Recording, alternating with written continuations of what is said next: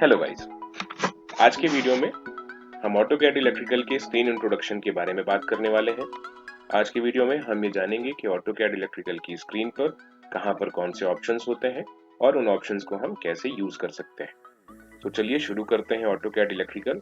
तो AutoCAD electrical का जो वर्जन हम यूज करने वाले हैं वो है 2020 और हम आपको बता दें कि आज मार्केट में 2023 ये लेटेस्ट वर्जन है ऑटोकैड इलेक्ट्रिकल का जो अवेलेबल है।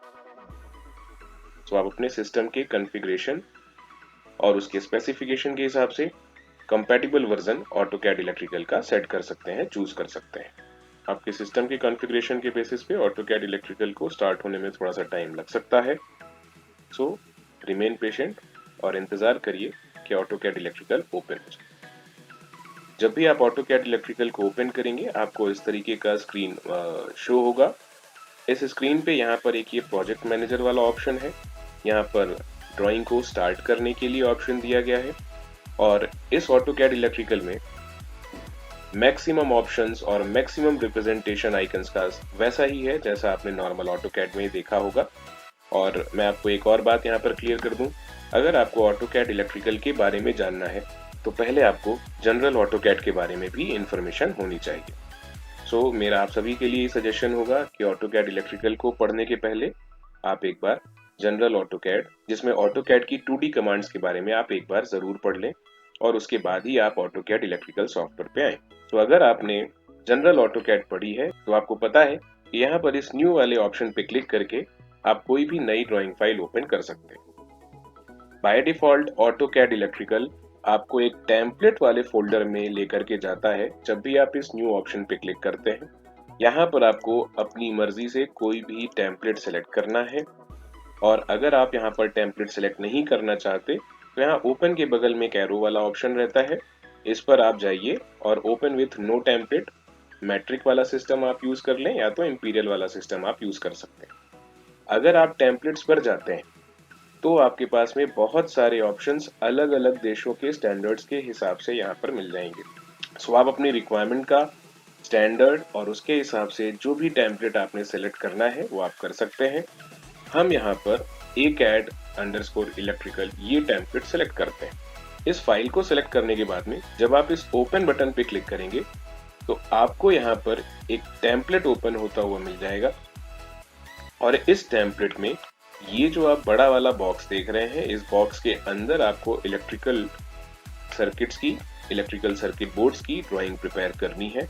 मैं आपको बता दूं कि ऑटोकैड इलेक्ट्रिकल में हम इलेक्ट्रिकल सर्किट्स की ड्राफ्टिंग करते हैं और इलेक्ट्रिकल सर्किट्स की ड्राफ्टिंग से रिलेटेड मैक्सिमम काम आप ऑटोकैड इलेक्ट्रिकल सॉफ्टवेयर में कर सकते हैं। अगर हम ऑटोकैड इलेक्ट्रिकल की स्क्रीन के बारे में डिस्कशन करें तो ऑटोकैड इलेक्ट्रिकल की स्क्रीन सिमिलरली वैसी ही है जैसी आपको नॉर्मल ऑटोकैड में मिल जाती है। फॉर एग्जाम्पल यहाँ पर भी ये एप्लीकेशन मेन्यू है जिसमें आपको ऑटोकैड इलेक्ट्रिकल में परफॉर्म होने वाले जनरल टास्क के बारे में पता चल जाएगा। उसके बाद यहाँ पर क्विक एक्सेस टूल बार है जहाँ पर आप कुछ स्पेसिफिक टूल्स जिन्हें रेगुलरली यूज किया जाता है उनको इजीली एक्सेस कर सकते हैं। यहाँ पर आप ऑटोकैड इलेक्ट्रिकल 2020 इस सॉफ्टवेयर और सॉफ्टवेयर के वर्जन के बारे में जान सकते हैं। drawing2.dwg इस सेशन में हमने ये सेकंड ड्राइंग फाइल ओपन कर रखी है, इसलिए यहाँ पर ड्राइंग 2 लिखा हुआ है। यहाँ पर आप कुछ कीवर्ड डाल करके ऑटोकैड की किसी भी कमांड और किसी भी ऑप्शन के बारे में सर्चिंग कर सकते हैं। यहाँ पर आप ऑटोडेस्क की वेबसाइट पर जाकर के अपना अकाउंट क्रिएट कर सकते हैं, उनके डिस्कशन फोरम्स में पार्टिसिपेट कर सकते हैं। अगर आपको ऑटोडेस्क से कुछ परचेस करना है तो यहाँ पर आप ऐप स्टोर पर जाकर के कोई भी प्रोडक्ट ऑटोडेस्क का परचेस कर सकते हैं। अगर आपको ऑटोकैड इलेक्ट्रिकल से रिलेटेड किसी भी कमांड के लिए कुछ हेल्प की जरूरत है सो आप यहाँ पर एक ऑफलाइन हेल्प फाइल भी डाउनलोड कर सकते हैं। इस लाइन के नीचे यहाँ पर जहाँ पर आप होम प्रोजेक्ट स्कीमेटिक पैनल ये ऑप्शंस देख रहे हैं, यहाँ से लेकर ये draw modify panel annotation layers, इस पूरे रीजन को हम रिबन कहते हैं और इस रिबन में हमने ऑटोकैड इलेक्ट्रिकल की सारी कमांड्स को कैटेगराइज किया हुआ है। कमांड्स को कैटेगराइज करने का बेसिस क्या है? सो कमांड्स के जो काम है, कमांड्स के जो यूज हैं, कमांड्स की जो एप्लीकेशंस हैं, उनके बेसिस पे हमने कमांड्स को कैटेगराइज किया हुआ है। ये है फाइल टैब जिसका पहला टैब होता है स्टार्ट विंडो। यहाँ पर आप कोई भी पुरानी फाइल ओपन कर सकते हैं जो भी आपने सिस्टम में पहले से बना करके रखी हैं। यहाँ पर आप नई फाइल को स्टार्ट कर सकते हैं और जैसे जैसे आप इन टैब्स पे जाएंगे और इस प्लस वाले ऑप्शन पे क्लिक करेंगे, आप डिफरेंट ड्राइंग फाइल्स को एक्सेस कर सकते हैं। फाइल टैब के जस्ट नीचे यहाँ पर हम एक प्रोजेक्ट मैनेजर नाम का ऑप्शन देख रहे हैं। प्रोजेक्ट मैनेजर को आप यहाँ से क्लोज कर सकते हैं। प्रोजेक्ट मैनेजर के बारे में हम अभी कुछ देर से डिस्कस करेंगे। प्रोजेक्ट मैनेजर के नीचे यहाँ पर कमांड लाइन प्रॉम्प्ट है, सिमिलरली वैसा ही जैसा जनरल ऑटोकैड में होता है। और कमांड लाइन के नीचे ये स्टेटस बार है, जहां पर आप ऑटोकैड से रिलेटेड कुछ स्पेसिफिक सेटिंग्स को ऑन और ऑफ कर सकते हैं और अपनी ड्राइंग को कंट्रोल कर सकते हैं। फॉर एग्जांपल ये है ग्रिड, जिसको आप अगर बंद कर देंगे तो यहाँ पर आपको ग्रिड्स नहीं दिखेंगी। ये सारे ऑप्शंस वैसे ही वर्क करते हैं जैसे जनरल ऑटोकैड में करते हैं, इसलिए इनके बारे में हम लोग ज्यादा डिस्कशन नहीं करेंगे। ऑटोकैड इलेक्ट्रिकल से स्पेसिफिक जो बातें आपके ध्यान देने वाली हैं, उनमें सबसे पहली है इसके टैब्स और किन टैब्स पे हमारा काम होना है। सो ऑटोकैड इलेक्ट्रिकल में आपको प्रोजेक्ट टैब का काम होगा, स्कीमेटिक टैब का जरूरत पड़ेगी। सो ऑटोकैड इलेक्ट्रिकल में आपको project tab, schematic tab, panel tab, reports tab, import export data tab, electromechanical, conversion tool, इन सारे टैब्स की जरूरत पड़ेगी। तो आपको मालूम है कि हर टैब में कई सारे पैनल्स होते हैं, तो जब आप प्रोजेक्ट टैब में जाएंगे तो आपको प्रोजेक्ट टूल्स और अदर टूल्स नाम के 2 पैनल मिलेंगे और इन पैनल्स के अंदर आपको डिफरेंट कमांड्स और ऑप्शंस मिल जाएंगे। तो जब आप प्रोजेक्ट टूल के अंदर जाते हैं, तो जब आप प्रोजेक्ट टैब में होंगे तो प्रोजेक्ट टूल के अंदर पहला ऑप्शन जो है वो है मैनेजर का, और ये है प्रोजेक्ट मैनेजर। ऑटोकैड इलेक्ट्रिकल में एक बहुत ही अच्छा काम मेरे हिसाब से जो ऑटोडेस्क ने किया है वो है इंट्रोडक्शन ऑफ प्रोजेक्ट मैनेजर। वो क्यों हम ऐसा कह रहे हैं उसका भी रीजन आपको बताते हैं। यहाँ पर आप देखिए, आपको 4 प्रोजेक्ट्स पहले से बना करके दिए हैं। बाय डिफॉल्ट ये प्रोजेक्ट्स आपको मिल जाते हैं। जब भी आप स्कीमेटिक फोल्डर को एक्सप्लोर करेंगे, आपको यहाँ पर डिफरेंट ड्राइंग फाइल्स मिल जाएंगी। इसका मतलब ये है कि एक मेन प्रोजेक्ट के अंदर कई सारे सब प्रोजेक्ट्स हो सकते हैं और एक सब प्रोजेक्ट के अंदर कई सारी ड्राइंग फाइल्स हो सकती हैं। तो आप एक प्रोजेक्ट में डिफरेंट इलेक्ट्रिकल सर्किट्स की ड्राइंग को एक साथ रख सकते हैं। डेमो पर्पस के लिए स्कीमेटिक फोल्डर के अंदर 7 ड्राइंग फाइल्स अवेलेबल हैं और पैनल फोल्डर के अंदर 2 ड्राइंग फाइल्स अवेलेबल हैं। फॉर एग्जाम्पल, अगर आप डेमो 1 फाइल को एक्सेस करना चाहें तो आप इस तरीके से देखेंगे कि मोटर्स के बारे में यहाँ पर एक इलेक्ट्रिकल सर्किट बनाया हुआ है। डेमो 2 पे अगर आप जाएंगे तो सिंपल वायरिंग का एक सर्किट अवेलेबल है। डेमो 3 पे अगर आप जाएंगे तो लैडर्स के बारे में आपको कुछ इन्फॉर्मेशन मिल जाएगी। डेमो 4 पे अगर आप जाते हैं तो अगेन लैडर्स के बारे में और लैडर्स पे वायरिंग्स को कैसे इंसर्ट कराया जाता है उसके बारे में आपको इन्फॉर्मेशन मिल जाएगी। फिर यहाँ पर आप देखते हैं दीज आर रंग नंबर्स। अगर आप इलेक्ट्रिकल बैकग्राउंड से हैं तो आप इन रंग नंबर्स के बारे में जानते होंगे, और अगर आप नहीं जानते हैं तो हम इसके बारे में बाद में डिस्कस भी करेंगे। डेमो 5 पे जाएंगे, अगेन एक लैडर ड्राइंग गिवन है। डेमो 6 पे जाएंगे तो आपको यहाँ पर कई अलग अलग टाइप की फाइल्स मिल जाएंगी। सिमिलरली जब आप पैनल पे जाते हैं तो आपको यहाँ पे इलेक्ट्रिकल पैनल से रिलेटेड कुछ ड्राइंग्स मिल जाएंगी। तो ये कुछ डेमो फाइल्स हैं जो ऑटोकैड इलेक्ट्रिकल में बाय डिफॉल्ट होती हैं। सो अगर आप एक एम्प्टी ड्राइंग फाइल ओपन करने के बजाय इन डेमो फाइल्स को यूज करके अपनी ड्राइंग क्रिएट करते हैं तो आपको क्या क्या फायदे होंगे, हम इस बारे में डिस्कस कर लेते हैं। फॉर एग्जाम्पल, हम डेमो 2 फाइल पे चलते हैं और डेमो 2 फाइल में जाकर हम स्कीमेटिक पे आते हैं और यहाँ पे लेयर्स वाले ऑप्शन को देखते हैं। सो लेयर्स वाले ऑप्शन पे जब हम जाएंगे होम टैब के अंदर, सो यहाँ पर हमें लेयर्स वाला टैब मिलेगा।